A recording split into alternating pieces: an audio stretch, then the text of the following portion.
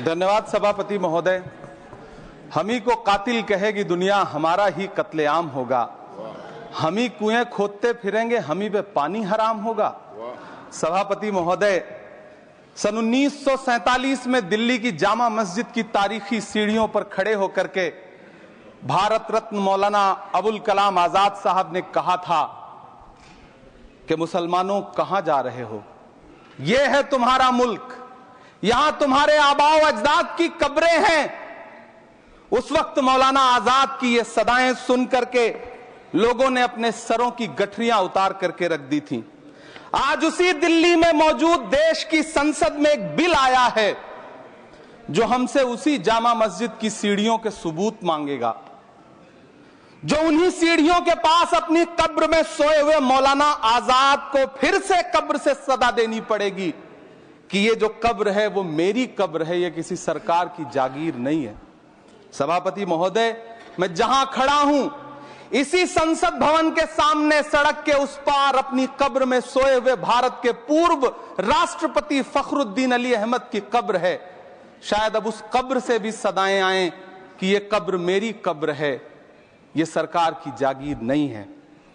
सभापति महोदय, मैं वक्फ कानूनों में किए जा रहे संविधान विरोधी बदलावों के खिलाफ बोलने के लिए खड़ा हुआ हूं। संविधान का आर्टिकल 14 हो, 29 हो, 30 हो, चीख चीख कर कहता है कि देश में सब बराबर के हकदार हैं। आर्टिकल 26 कहता है कि सबको अपने अपने मजहबी कामों के लिए मंदिर, मस्जिद, गिरजाघर, गुरुद्वारों का निर्माण करने का हक है और उसका रखरखाव का भी हक है।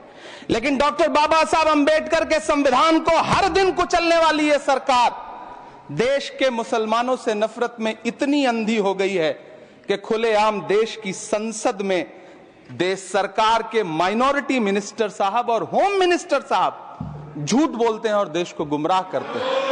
झूठ शब्द असत्य बोलते हैं। सरकार ने इस बिल का नाम उम्मीद रखा है। मंत्री जी कल से इसे देश के मुसलमानों के लिए नई उम्मीद बता रहे हैं। नहीं मंत्री जी, न तो ये बिल मुसलमानों के लिए नई उम्मीद है और न ही उम्मीद की नई किरण। सभापति महोदय, भाजपा ने पूरे देश में वक्फ के नाम पर कई सारे झूठ फैलाए हैं। आइए आज उनकी सच्चाई पर बात करते हैं। वक्फ ट्रिब्यूनल को ऐसे बताया जाता है जैसे वक्फ ट्रिब्यूनल कोई मजहबी खाप पंचायत हो। सभापति महोदय, जबकि सच्चाई यह है कि वक्फ ट्रिब्यूनल भी तो सरकारी न्यायिक विभाग है जिसमें सरकार द्वारा नियुक्त जज होते हैं, जिसमें प्रशासनिक अधिकारी होते हैं, कहीं ऊपर से थोड़ी आ गए। सभापति महोदय, देश के गृह मंत्री जी ने इसी सदन में कहा कि वक्फ ट्रिब्यूनल के फैसले के खिलाफ कोई कोर्ट नहीं जा सकता, जबकि सच यह है कि वक्फ एक्ट 1995 की धारा 83(9) के तहत हाई कोर्ट वक्फ ट्रिब्यूनल के फैसले की न सिर्फ समीक्षा कर सकता है बल्कि उसे बदल भी सकता है। सच तो यह है कि वक्फ बोर्ड खुद अपनी जमीनों के लिए कई सारी कोर्ट में मुकदमे लड़ रहा है। सभापति महोदय, दिल्ली की जिन 123 संपत्तियों को लेकर कल माइनॉरिटी मिनिस्टर, होम मिनिस्टर साहब और अभी आदरणीय नेता सदन बात कर रहे थे, आइए उनकी सच्चाइयों पे भी बात करते हैं। 1911 में जब अंग्रेजी हुकूमत ने कोलकाता के बजाय दिल्ली को राजधानी बनाने का फैसला किया तो रायसीना हिल्स के चारों तरफ जो मुसलमानों की ढेर सारी जमीनें थी उनको एक्वायर किया गया और लुटियन को इसकी तामीर की जिम्मेदारी सौंपी गई। सेंट्रल विस्टा की तरह लुटियन जोन का मेगा प्लान तैयार हुआ, लेकिन उस वक्त के मुसलमानों ने उस वक्त की अंग्रेजी हुकूमत से अपनी इबादत गाहों को बचाने के लिए लड़ाई लड़ी। मामला ब्रिटिश गवर्नमेंट तक पहुंचा। तब यह तय हुआ कि वो जो धार्मिक स्थल हैं उन्हें जस का तस रहने दिया जाएगा। इंडिया गेट के बगल वाली मस्जिद हो, जाप्तागंज, सुनहरी बाग मस्जिद हो, पार्लियामेंट रोड वाली मस्जिद हो, ऐसी 123 संपत्तियों के मैनेजमेंट के लिए 1913 में मुसलमान वक्फ वैलिडेशन एक्ट बना और उसके बाद एक नया शहर बसाया गया जिसे लुटियंस जोन का नाम दिया गया। फिर 1943-45 के बीच एक और समझौता हुआ। आजादी से पहले उसके तहत काफी सारी वक्फ जायदादों को सुन्नी मजलिस औकाफ बनाकर उसके अंडर किया गया ताकि उसकी देखरेख की जा सके। गृह मंत्री जी 2 दिन से सदन में जो बात कह रहे हैं वो दरअसल 123 संपत्तियां उसी सुन्नी मजलिस औकाफ के तहत आती है। सभापति महोदय, आजाद भारत आजाद हुआ। आजादी के बाद भारत में 1954 में वक्फ एक्ट लागू हुआ, जिसकी धारा 9 के तहत 1964 में केंद्रीय वक्फ काउंसिल का गठन हुआ। दिल्ली की वही 123 प्रॉपर्टीज को 1970 में सर्वे गजट करके गजट नोटिफाई किया गया। इसके निपटारे के लिए पूर्व प्रधानमंत्री इंदिरा जी के द्वारा 1974 में एक बर्नी कमेटी बनाई गई। बर्नी कमेटी ने 1976 में इन 123 संपत्तियों को दिल्ली वक्फ बोर्ड की संपत्ति होने की रिपोर्ट सौंपी। उस रिपोर्ट के आधार पर 1984 में कांग्रेस सरकार ने उन 123 प्रॉपर्टीज को दिल्ली वक्फ बोर्ड को सौंपने का फैसला किया, जिसके खिलाफ विश्व हिंदू परिषद कोर्ट गई। मामला 2011 तक पेंडिंग रहा। फिर 2011 में कोर्ट ने सरकार को आदेशित किया कि इसका निपटारा करो। तब 2013 में तत्कालीन यूपीए सरकार ने दिल्ली की उन्हीं 123 जायदादों को बर्नी कमेटी की सिफारिशों के मुताबिक वक्फ बोर्ड के हवाले किया। यही वो प्रॉपर्टीज हैं जिनके नाम से गृह मंत्री जी कल से कांग्रेस को कोस रहे हैं। फिर आई 2014 में भाजपा की सरकार, जो तब से इन जमीनों को हड़पने की साजिश कर रही है। जिस बिल को मुसलमानों के हुकूक की हिफाजत करने वाला बिल बताया जा रहा है, उसी को पेश करने के लिए और उस पर बात करने के लिए लोकसभा में भाजपा सरकार के पास एक भी मुस्लिम सांसद नहीं है। जिस वक्त, मैं लोकसभा कह रहा हूं, सुना करिए, जिस वक्फ बिल को मुस्लिम महिलाओं को हक दिलाने वाला बताया जा रहा है, उसे संसद में पेश करने वाली पार्टी के पास न तो राज्यसभा में, न लोकसभा में, न देश की किसी विधानसभा में एक भी मुस्लिम महिला सदस्य नहीं। कल किरण रिजिजू जी कह रहे थे कि रेलवे की जमीनें देश की जमीनें हैं, डिफेंस की जमीनें देश की जमीनें हैं। हां मंत्री जी, हैं, बिल्कुल हैं। ये जो वक्फ की जमीनें हैं, ये हमारे पुरखों ने धार्मिक कामों के लिए डोनेट किया है। तो हम भी तो इसी देश के नागरिक हैं, हम भी तो इसी देश के बेटे हैं। तो वक्फ की जमीनें भी तो इसी देश की जमीनें हैं, उनको पराया क्यों बोलते हैं आप? सभापति महोदय, अशफाकुल्लाह खान जब फैजाबाद की जेल में फांसी के फंदे पर झूल रहे थे, तो इसी देश की जमीन के लिए झूल रहे थे ना। सभापति महोदय, अंडमान की जेल में काला पानी की सजा काटकर अपनी जान देने वाले मौलाना फजले हक खैराबादी हो या शेर खान अफरीदी हो, वो भी तो इसी जमीन के लिए अपनी जान दे रहे थे ना।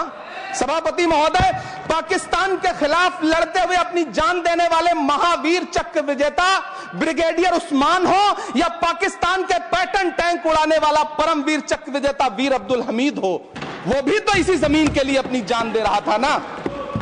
और मंत्री जी, मैं इस सदन में अलल ऐलान ये कहता हूं कि जब भी इस देश की जमीन को लहू की जरूरत होगी, आपसे 2 कदम आगे इमरान खड़ा मिलेगा। ये मैं आपसे यकीन दिलाते हुए कह रहा हूं। सभापति महोदय, मैं सरकार से कहना चाहता हूं, हमसे हमारी इबादत गाहें तो मत छीनिए ना, हमारे घरों पे बुलडोजर तो मत चलाइए ना, हमारी कब्रों में तो हमें सुकून से सोने दीजिए ना। सभापति महोदय, माइनॉरिटी मिनिस्ट्री का बजट कट करके, मुस्लिम बच्चों की स्कॉलरशिप बंद करके अब सरकार कह रही है कि हम वक्फ की आमदनी से गरीब मुसलमानों का भला करेंगे। गुजरात की बेटी बिल्किस के बलात्कारियों की रिहाई के बाद उन्हें माला पहनाने वाली लोगों के नेता ये कह रहे हैं कि यह बिल मुस्लिम महिलाओं को उनका हक दिलाएगा। धन्यवाद मोदी जी, क्या बढ़िया सौगातें मोदी दे रहे हैं आप। पहले हमें गुजराते मोदी दिया, आप सौगाते मोदी दे रहे हैं।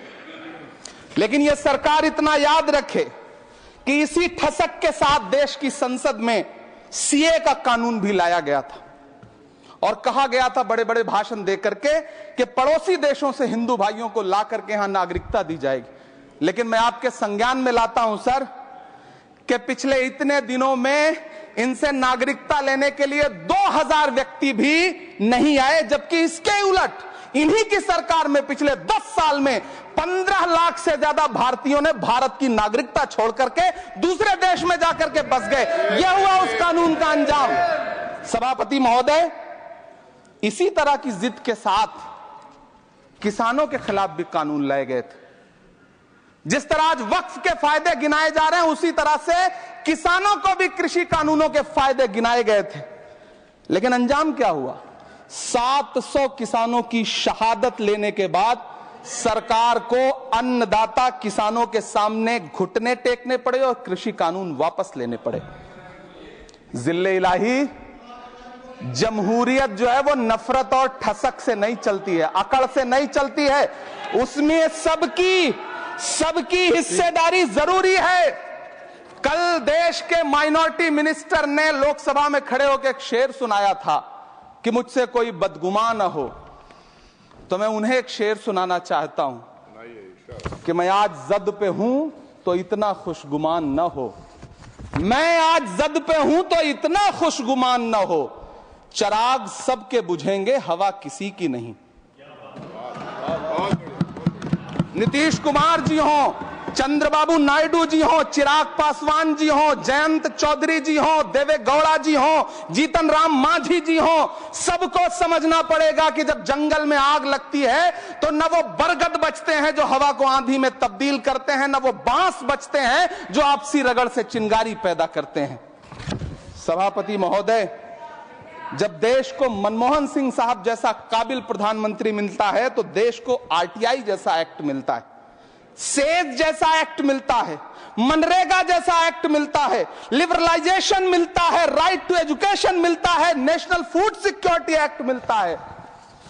लेकिन जब देश को सौगातें मोदी मिलती है तो क्या मिलता है? सीए मिलता है, फॉर्म्स लॉ मिलता है, आर्टिकल 370 मिलता है, इलेक्टोरल बॉन्ड जैसा एक्ट मिलता है और वक्फ अमेंडमेंट एक्ट जैसे बिल देश को मिलते हैं।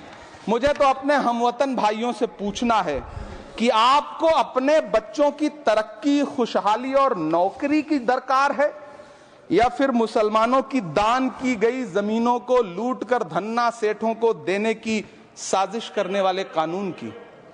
सभापति महोदय, यह सरकार रात के 3 बजे तक पूरे देश को जगा करके संसद में अपने ही नागरिकों को नीचा दिखाने के लिए वक्फ बिल ला रही थी, तो उधर रात के 1:30 बजे अमेरिका हम पर 26% टैरिफ लगा रहा था। सरकार की प्राथमिकताएं देश को पता। सभापति महोदय, मैं बहुत भावुक हूं आज, और मुझे अच्छा लगा कि आदरणीय नेता सदन जगत प्रकाश नड्डा जी ने बहुत अच्छी बातें भी की, मन से बातें की। क्योंकि उनके नाम में प्रकाश जुड़ा है तो मैं उनमें हमेशा एक रोशनी की किरण देखता हूं। मैं उनके सामने बहुत अदब से यह बात कहना चाहता हूं कि चरागों के सफर में दबदबा हो आंधियों का तो फिर अंजाम जुल्मत के सिवा कुछ भी नहीं होगा।